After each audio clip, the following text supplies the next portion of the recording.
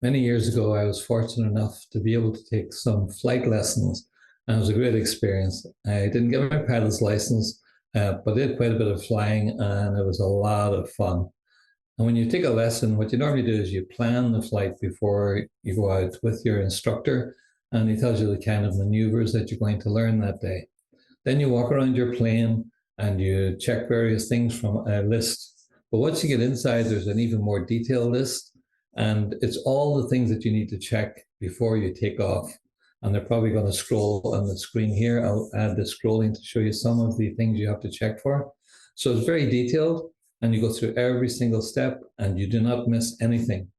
And no matter how experienced a pilot you are, you never ever go on a flight without checking the checklist. You don't assume that your memory is good enough. You cannot trust your memory. You need to go through every step and make sure that it's all done correctly.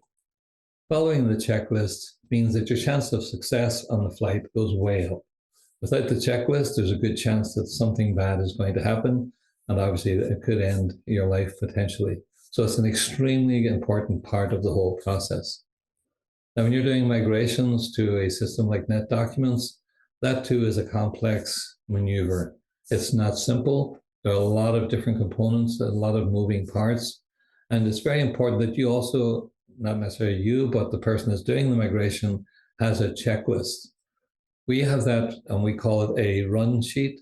So when we do any of our migration steps, the people that are doing the migration are following a run sheet with very detailed instructions, and each section has to be completed before we start the next section. Now, if we don't do those checks, nobody's going to die, probably, right? But it's going to have a big impact on the client and the quality of the delivery, or it's going to lead to a lot of rework by us to fix a mistake. And obviously that's costly and not a good experience for anybody. So we're very strict about people following the checklist, and every time, no matter many times they've done it, there's no way you can remember everything. You just have to follow all the steps and do it very seriously. So whichever company you're working with to do your migration, make sure of two things.